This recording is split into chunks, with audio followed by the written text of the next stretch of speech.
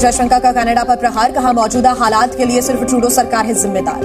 लोग ट्रूडो को मिलकर बेइज्जत कर रहे हैं और अब तो इतना बेचारा बेइज्जत हो चुका है कि माफी तक मांगने की नौबत आ गई और ये तो होना ही था। नुकसान उन्होंने कनाडा में रहने वाली हर माइनॉरिटी को नुकसान पहुंचाया, उनके इमेज, अपने कंट्री के इमेज को नुकसान पहुंचाया। बहुत खराब। उसका अजाला किस तरह होगा? उसका अजाला कोई और नया लीडर, नया वजीर आजम आके करेगा। विदेश मंत्री एस जयशंकर ने कहा कि कनाडा की सरकार आतंकी को दे रही शरण, हमारे राजनयिकों को मिल रही धमकियां।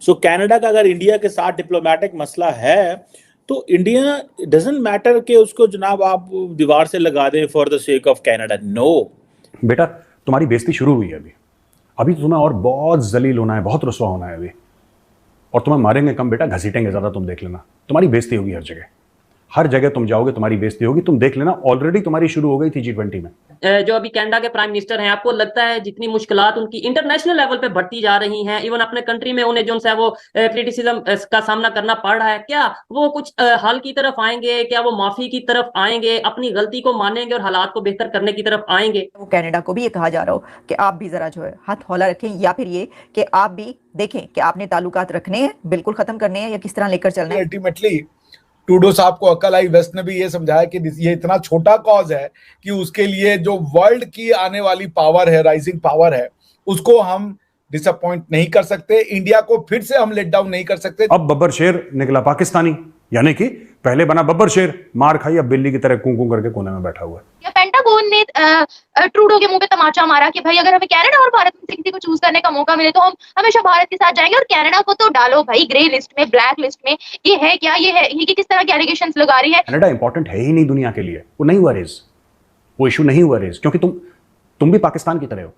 जय हिंद दोस्तों, अंतरराष्ट्रीय मंच से या किसी भी फोरम पे आप जयशंकर साहब अगर जा रहे हैं और अगर भारत कनाडा इशू पे उन पे बात हो रही है तो जयशंकर साहब बहुत अच्छे से लताड़ रहे हैं कनाडा को।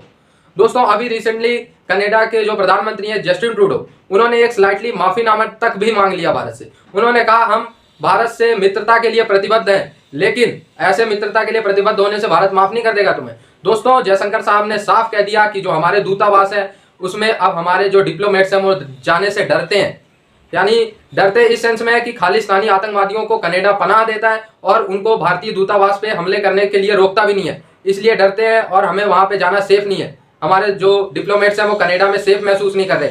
ये जस्टिन ट्रूडो पे इल्जाम लगाते हुए जयशंकर साहब ने कहा बिल्कुल सही है, क्योंकि खालिस्तानियों को भारतीय दूतावास के सामने प्रदर्शन करने की इजाजत दे दी थी इन्होंने, और लेकिन अब कल माफीनामा भी मांग लिया है। लोग इसे कह रहे हैं कि ट्रूडो ने माफी मांग ली, लेकिन अभी और जलील करना पड़ेगा इनको, तभी इनकी औकात पता चलेगी। और जब तक खालिस्तानी आतंकवादी को भारत को नहीं सौंपेंगे ये, मुझे नहीं लगता हमारी जो गवर्नमेंट है ये इनको माफ करने वाली। फिर उसके अलावा बांग्लादेश के फॉरेन मिनिस्टर ने बड़ा अच्छा तमाचा मारा ट्रूडो पे, कहा वो यार प्राउड ऑफ इंडिया, और इंडिया तो ऐसी इमेच्योर चीजें कर ही नहीं सकता है।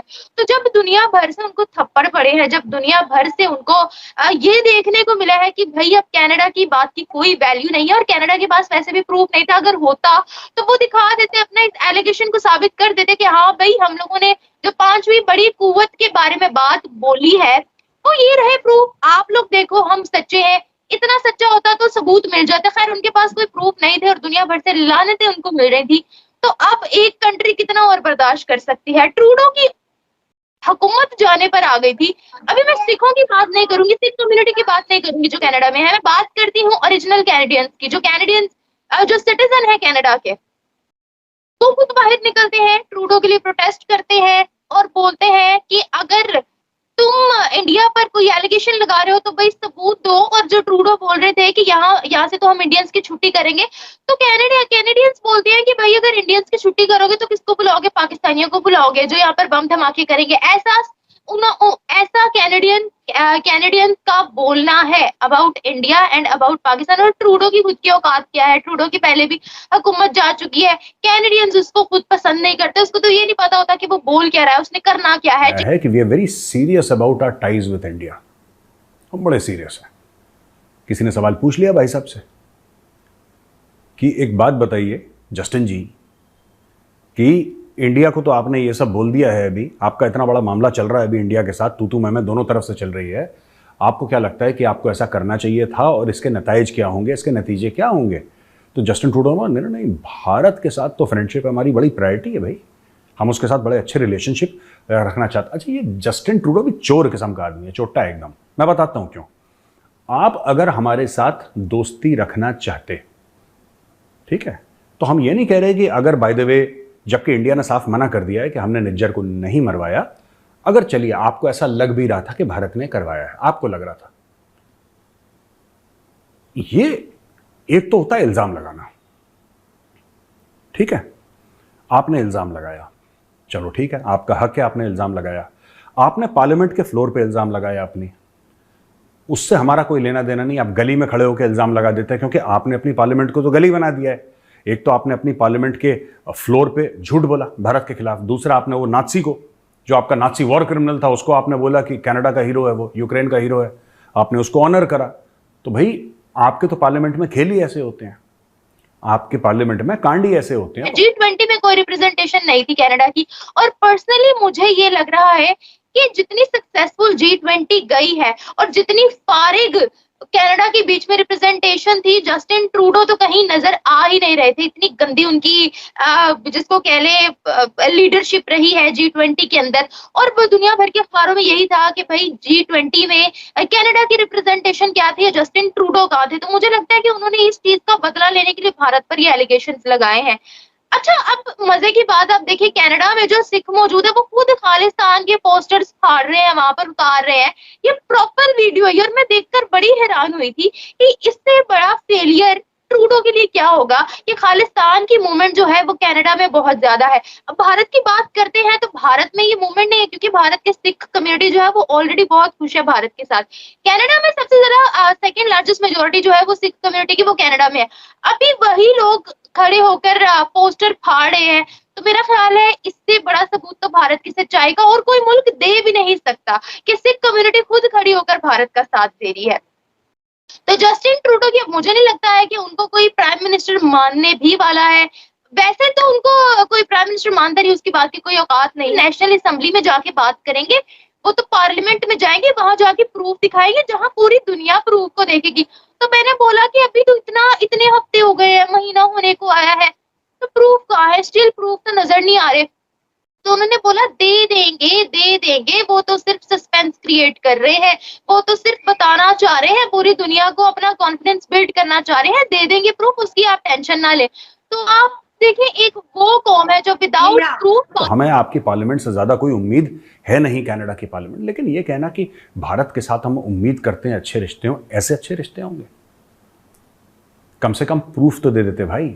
जस्टिन ट्रूडो, तुम प्रूफ दे देते, तुम कहते कि हाँ मुझे इस कारणवश या ये 4-5 वजूहात हैं जिसकी वजह से हमें ऐसा लगा है कि भारत ने निज्जर को निपटाया है। इसलिए शेयर नहीं करे किसी के साथ। और मैं तो फिर जस्टिन ट्रूडो को कहता हूं कि क्यों ये 5 आइज इंटेलिजेंस छोड़ो ना यार, ये सब इन सब चक्करों में पड़ना क्यों है? आप मीडिया को बुलाओ, ग्लोबल मीडिया को बुलाओ, और पार्लियामेंट में सबके सामने, चलो हमें नहीं बताना चाहते, अपने पार्लियामेंट वालों को तो प्रूफ दिखा दो।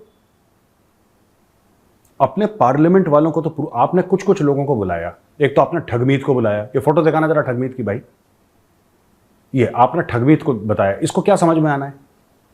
ये तो बेवकूफ आदमी, तो खालिस्तानी है, he will not understand anything. इसको तो आप इंडिया बोल देंगे तो काटना शुरू कर देगा, भौंकना शुरू कर देगा। ठगमीत को छोड़िए। दोस्तों, जैसा कि आप लोगों ने देख लिया कि मुट्ठी भर खालिस्तानियों के चढ़ाने से ये ट्रूडो भारत से पंगा लेने आया और सिर्फ 10 दिन में फ्लैट हो गए। अब भारत जो इनकी बेइज्जती करेगा इंटरनेशनल फॉर्म्स में, इनको ब्लैक लिस्ट, ग्रे लिस्ट में तो डलवाए या ना डलवाए ये पता नहीं, क्योंकि ये अमेरिका के टट्टू हैं, लेकिन इनकी इंटरनेशनल छवि इस तरीके से बदनाम करेगा भारत कि ये सोचेंगे किसी अच्छे देश से पंगा ले लिया। और भारत की हमेशा ये पॉलिसी रही है कि कभी पहले किसी को डिस्टर्ब नहीं करते हम, लेकिन जब कोई हमें डिस्टर्ब करता है तो फिर उसका क्या सीन होता है आप लोग कनाडा से देख लो, चाइना से देख लो और पाकिस्तान से देख लो। तो दोस्तों, अब कनाडा का बुरा टाइम आ चुका है। हालांकि कल माफी मांग लिया इन्होंने बोला ट्रूडो ने कि हम भारत से मित्रतापूर्ण रिश्तों के लिए प्रतिबद्ध हैं, लेकिन मुझे नहीं लगता भारत इनको मित्रतापूर्ण रिश्ते के लिए मानेगा इनके। दोस्तों, जिस तरीके से इन्होंने भारत का नाम खराब करने की कोशिश की, मतलब यार, या तो पाकिस्तान था पहले या तो ये उभर के आ गए। मतलब भारत की वजह से इनका अरबों डॉलर्स का फायदा होता है। भारत के लोग और भारत के जो हमारे स्टूडेंट हैं वो जाके इनको अरबों डॉलर्स का फायदा देते हैं, वो इनको पच नहीं रहा था। सोच रहे थे कि भारत से पंगा ले लेंगे तो भारत झुक जाए। वो भाई किस सपने में जी रहे थे। 10 दिन नहीं हुआ और वहां से भारत पे इल्जाम लगा के और फिर भारत से मित्रता करने पे आ गए 10 दिन के अंदर। तो ये अगर पहले सोच समझ लेते कि अपनी औकात कितनी है और भारत की औकात क्या है, तो शायद ये दिन ना देखने पड़ते। लेकिन ये मित्रतापूर्ण रिश्ते, मैं बार बार कह रहा हूँ, ये कहने से इनको माफी नहीं मिलनी चाहिए। और बिल्कुल जयशंकर साहब के जिस तरीके से बयान है, बिल्कुल ऐसा लग रहा है कि भारत सरकार इतना कहने से इनको माफ करने वाली नजर नहीं आ रही बिल्कुल। तो देखते हैं अब इन कनेडियंस का क्या हाल होता है, कनेडियन खालिस्तानियों का। हम लोग तो क्या है यार, ये ट्रूडो है मेन मसला। तो आई होप ये वीडियो आप लोगों को अच्छा लगा, जुड़े रहे ऐसी वीडियोस के लिए। तब तक के लिए धन्यवाद।